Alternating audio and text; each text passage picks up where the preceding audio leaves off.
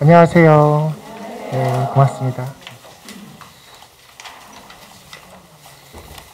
저는 사실 고3들한테 인문 논술을 가르쳐서 대학에 보내는 논술 강사를 오랫동안 해온 최은식이라고 합니다.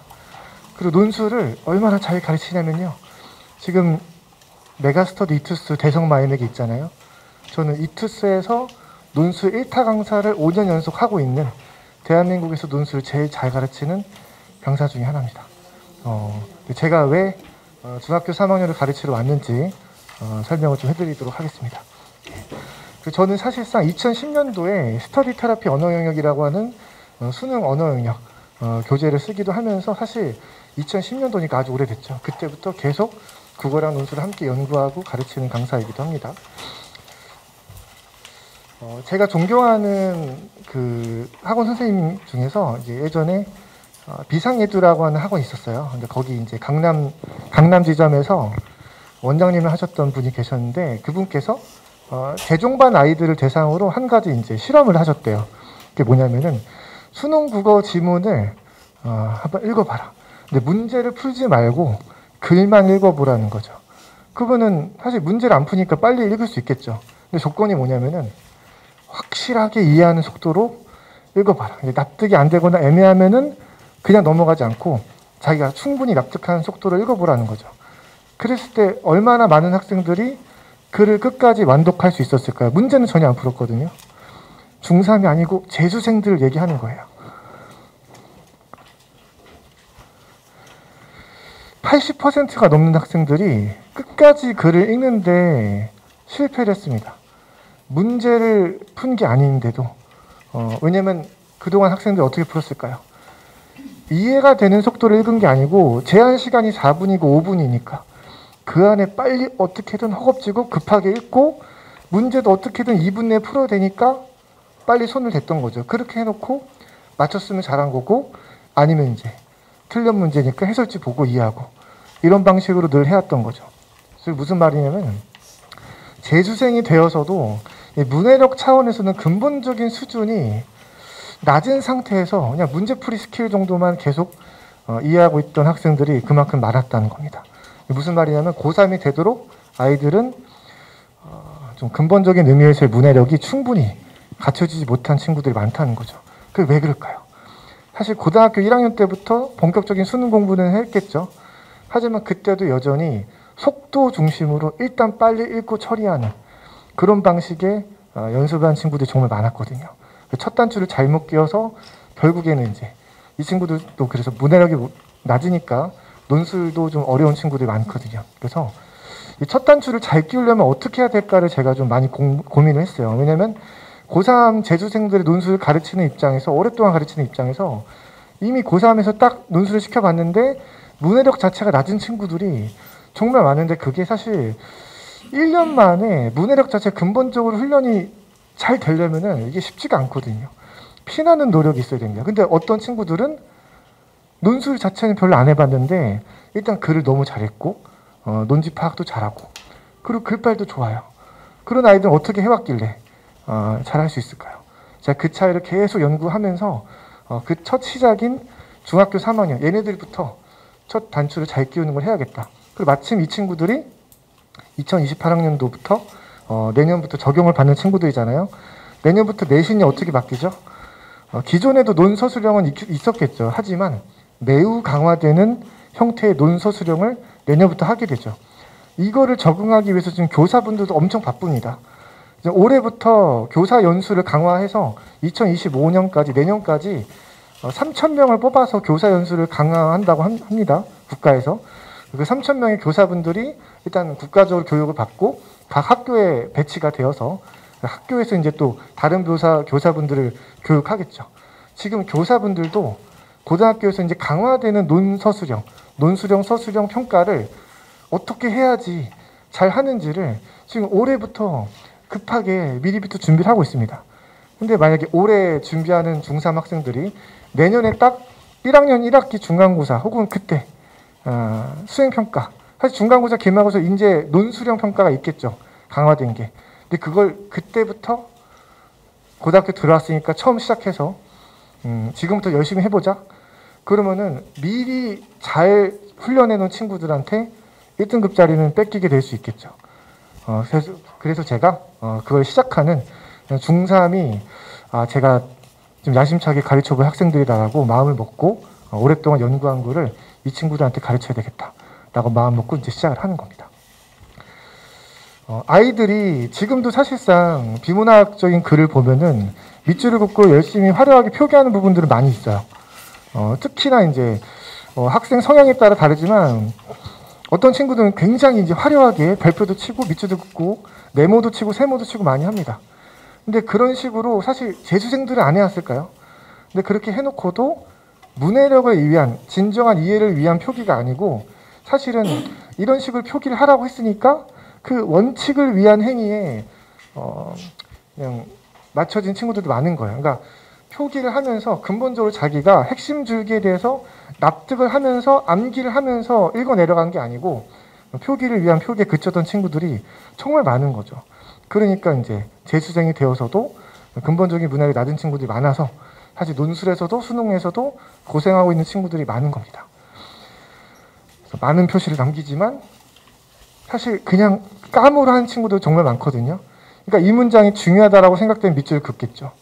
근데 그게 어떤 근거로 판단할까요? 많은 친구들은 중요하다는 느낌이 드는 거예요.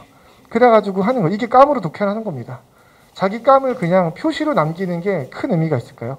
그러니까 누가 봐도 이게 중요하고 누가 봐도 이게 핵심 줄기인 그거를 자기가 남한테도 학술적 근거를 가지고 설명할 수 있는 정도가 되어야 객관적인 독해를 하는 거예요.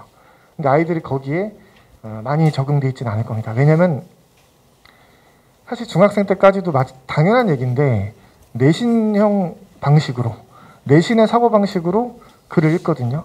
내신의 사고방식이란 게 뭐죠? 학교에서 시험 보러 갔을 때 자기가 이미 배운 글에 대해서 평가를 받는 거잖아요. 근데 수능도 그렇고 논술도 그렇고 뭐가 달라지죠? 기본적으로 자기가 본 적이 없는 처음 만난 낯선 글에 대해서 평가를 받는 게 되는 겁니다. 그러니까 아이들은 자기가 선생님이 이게 중요하대, 이건 뭐라고 했어 라는 거를 그냥 받아줬고 그걸 달달 외우는 방식으로 했다면 그게 이제 논서술로 갔을 때 그리고 수능이나 논술로 갔을 때 당연히 방식이 다르니까 제대로 작동할 리가 없겠죠. 그래서 그 체제 전환을 고등학교 1학년 들어갔을 때 갑자기 하는 것보다 제가 중3 때 수능 입문 과정을 미리 이제 1년 동안 쭉 가르치면서 충분히 준비가 된 그런 학생들로 만들어서 고등학교에 입학시키려고 하는 겁니다. 그래서 어디가 이제 밑줄을 칠 만한 곳인가 이런 것에 대해서 제가 좀 짤막하게 좀 소개를 드리려고 하는데요. 이 책은 제가 굉장히 존경하는 이제 교수님 최춘태 교수님께서 쓰신 책인데 우리나라에 지금 히트를 치고 있고 우리나라의 지금 수능 국어 교육에 대세가 된 방식이 있어요.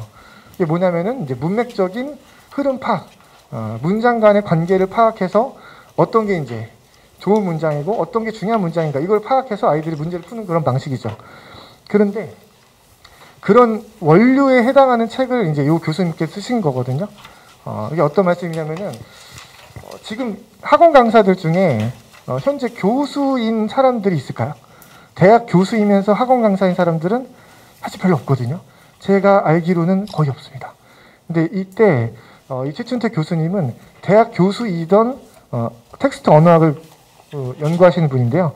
대학교 교수님이 대학교 교수의 수준에서 학생들을 위해서 쓰신 실용적인 입문서인 거예요. 문맥적으로 어떻게 글을 파악해야 되는가. 이게 되게 오래전 책이어서 지금은 이제 아이들이 잘 모르는 책입니다. 아주 오래된 책이거든요. 근데 저는 이 책에 대해서 이 교수님이 이제 글들을 읽고 감명 깊게 이해를 해서 이 교수님의 제자가 되었고 그거를 충분히 잘 익혀서 지금 아이들을 잘 가르치는 강사가 된 거거든요. 제가 그래서 이 교수님께 좀 허락을 구해서 이 책을 기반으로 전 이투스에서 이 책을 수능 입문 과정으로 가르치기로 했고요. 그리고 이제 이거를 중학교 3학년 아이들한테 쉬운 버전으로 가르쳐서 아이들을 좀 잘 교육시키겠다 해서 지금 시작을 하게 된 겁니다. 그래서 구조적 독해의 전설적인 훈련서인데 이걸 가지고 이제 텍스트 언어학이라는 학문 분야가 있어요. 거기서 이제 그냥 학원 강사가 자기가 이게 괜찮은 것 같은데 해서 이제 정리한 그게 아니고 전 세계 텍스트 언어학이라고 하는 거는 전 세계의 학자들이 연구한 그런 글읽기 방법론을 가지고 연구한 그런 교재입니다. 그걸 제가 아이들한테 객관적으로 글 읽는 방법 훈련시킨다. 이런 말씀을 좀 드리는 겁니다. 그래서 제 수업은 3월달 초부터 시작을 할 건데요. 4월 13일 날 일단 시즌 1이 종강이 되거든요. 그래서 이 독해 원리 15가지를 하나씩 꼭꼭 씹어 먹어가면서 가르치는 겁니다. 그래서 수업은 3시간 동안 진행되는데 하루 평균 3시간 동안에 2가지 정도 원리를 완벽하게 익혀서 연습하는 과정으로 진행이 되는데요. 지문의 핵심 주기, 간명하게 메모하는 연습도 하고 적절하게 메모하는 연습도 하고 아이들이 더 이상 깜이 아니고 객관적인 근거를 가지고 밑줄도 긋고 수능에서도 실용적으로 써먹을 수 있는 왜 수능에서 화려하게 메모를 하면 시간이 다 모자라거든요. 그래서 아주 간소하게만 해야 돼요. 그 실용적인 방식을 미리부터 연습을 할 거고요. 특히나 제가 이제 본질이 논술 강사라고 했잖아요. 아이들이 문해력을 기르기 위해서 가장 검증된 훈련 방법 중에 하나가 요약입니다. 그래서 이 글들을 요약하는 연습을 시킬 거고 요약을 통해서 제가 서술형, 논술형 문제를 어떻게 대비해야 되는지 그 근본부터 깊게 가르칠 겁니다. 당장 내년부터 고등학교 논술이 고등학교 내신이 논술형, 서술형이 매우 강화되는 거 아까 말씀드렸죠. 그게 모든 과목에 통용돼서 하는 거예요. 근데 논술은 애초에 국어는 물론이고 사회, 과학 등의 수많은 통합교과형 교과들을 글로 써서 소화하는 거를 늘 해오던 거거든요. 제가 논술형, 서술형을 가르치는 걸로는 대한민국이 가장 잘한다라고 자부하고 있기 때문에 이걸 미리부터 이제 아이들한테 훈련시키기 위해서 이렇게 수업을 준비한 겁니다. 그래서 3월부터 이 수업은 모두 진행되고 지금 제 조교들도 엄청 많고 이제 제 조교분들 중에 서울대 박사분들도 엄청 많거든요. 제가 논술 강사 중에는 약간 대기업 같은 강사기 때문에 인원이 되게 많은데 그래도 이 말씀 드린 이유는 그럼에도 불구하고 이 과정은 제가 굉장히 심의를 기울여서 오랫동안 준비한 거기 때문에 모든 피드백을 제가 직접 할 겁니다. 그래서 이제 많이 받지도 않을 거예요. 제가 이제 정성스럽게 가르쳐서 아이들이 잘 해나가는 거를 충분히 이 아이들을 통해서 입증한 다음에 그때부터 조금씩 늘려갈 계획이거든요. 그래서 제가 직접 전부 다 정성스럽게 피드백을 할 것이다 라고 또 말씀을 드릴 수 있을 것 같습니다. 제가 준비한 얘기는 여기까지고요. 네, 수고 많으셨습니다. 고맙습니다.